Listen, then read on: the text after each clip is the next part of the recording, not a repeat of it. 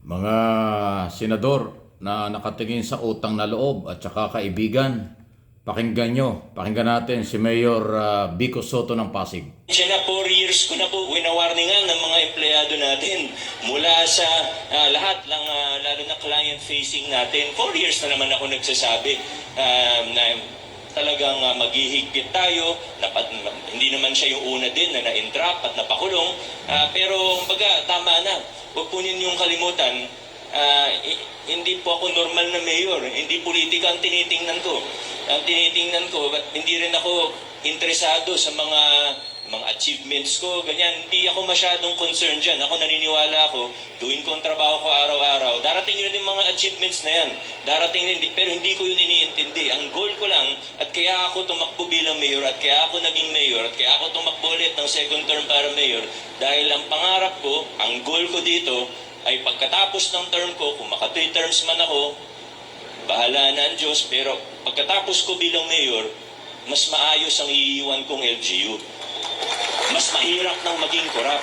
At tandaan doon natin, ito yung lagi natin sinasabi, hindi tayo bara-bara kumikilos. Meron tayong, ika nga, political science student ako, ika nga, may theory of change tayo, na gusto natin, unti-unti natin baguhin ang hindi lang LGU, kundi yung kultura natin bilang mga Pasigenyo at bilang mga Pilipino ang binabago natin dito. Yung korupsyon, sa totoo, kahit palitan mo ang mayor, kahit maayos, konsyal, lahat yan. Ang totoo po niyan, naisa kultura na po. Nasa kultura po natin yung mga korupsyon na yan. Kaya nga, lagi kong ginagamit na example pag nagsasalita ako sa mga paaralan, sa mga school, sa mga pamantasan. Lagi kong ginagamit na example, pag nagmamaneho ka, pinara ka ng traffic enforcer, ano una mo maiisip? Ayaw mo man aminin o hindi, pero gawin mo man o hindi, sana hindi natin ginagawa, no? Pero gawin mo man o hindi, papasok sa isip mo eh. Abutan ko na lang kaya yung enforcer para hindi ako tikitan.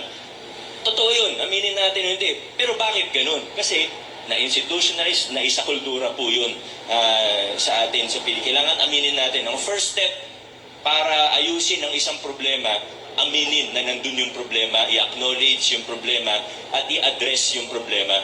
Walang problema na naayos na nagbubulag-bulagan tayo. At yung korupsyon sa pamahalaan, aminin din natin, hindi yan maayos sa loob ng 1 taon, sa loob ng 4 na taon, sa loob ng 9 na taon. Generational po yan. Pero sana, habang tayo po ay dumadaan sa mundong ito, dumadaan sa lokal na pamahalaan ito, gawin natin yung part natin para may urong ng konti yung kultura natin. Yung hindi magagandang kalakaran, may urong lang natin ng konti. Success na po yun para sa atin. At sa mga kawani po natin na gumagawa pa rin ng mga kalokohan, ako proud ako sa ating lokal na pamahalaan. Kasi totoo naman na kahit i-acknowledge natin o hindi, ang totoo po niyan, yung mga lumang kalakaran na hindi maganda, yung mga corrupt practices, karamihan naman po talaga ay tumigil na. Karamihan sa mga empleyado natin ay aligned dun sa mga prinsipyo natin ng mabuting pamamahala. Meron tayong mga example. Sa bawat example natin na may humingi, may tumanggap ng lagay, sa totoo niyan, si PDO natin, kahit naman mga Office of the Video Official Staff natin na iba, ang dami ko na rin narinig ng kwento na inalok sila, inabutan sila, tinanggihan nila. Ang dami na rin yung kwento. May mga empleyado tayo na pag sinabing no contact policy talaga yung pinapatupad. Proud ako sa ating mga kawani. Siguro karamihan, ganun na po ang ginagawa. Pero may ilan pa rin. At bukod po dun sa nahuli nung nakaraang linggo na tumanggap, actually 10,000 na lang yung tinanggap niya, nakipagtawaran pa 15,000 yung una niyang hiningi, tinanggap niya, kakapalit daw ng pirma ng Office of the Building Official.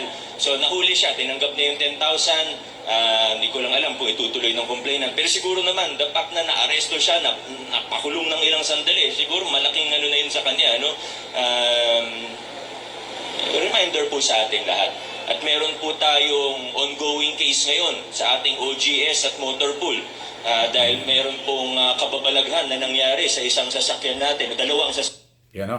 So ang pinapaliwanag po dito ng batang mayor ng Pasig City, mayamang city yan dito sa Metro Manila, yung pagbabago at laban sa korupsyon.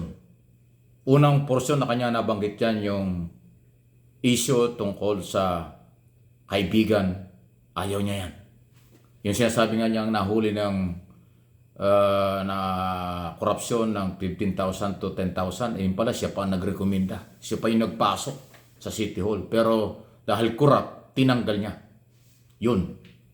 Walang kaibigan kay Mayor Soto. Yan po yung pinag-uusapan dyan. Walang kaibigan sa kanya, wala kahit sino sa kanya, kahit tao niya, pag sumablay, sumabit, pananagutin niya. Ang sarap ibalita niyan. Yan ho'y sinabi niya sa harap ng mga mamamayan ng City of Pasig. Okay?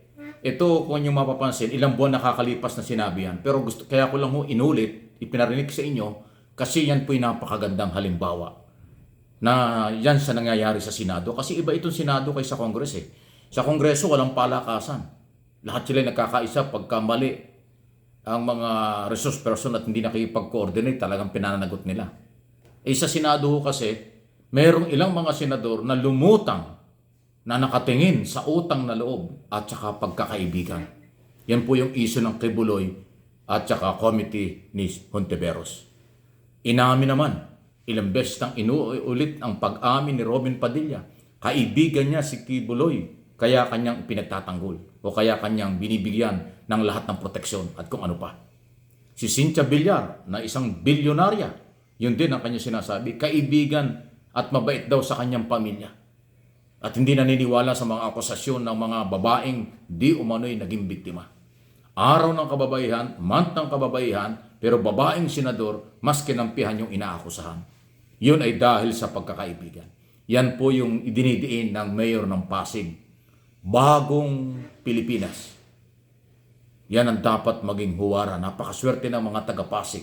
Meron silang mayor, kahit bata pa, may panindigan, may malasakit, pagmamahal sa bayan. Sana all. Kaso itong mga senador, national official, senador ng Republika ng Pilipinas, yung batas ayaw nilang ipatupad. Yung mga rules ayaw nilang sundin. Basta kaibigan dahil may utang na loob.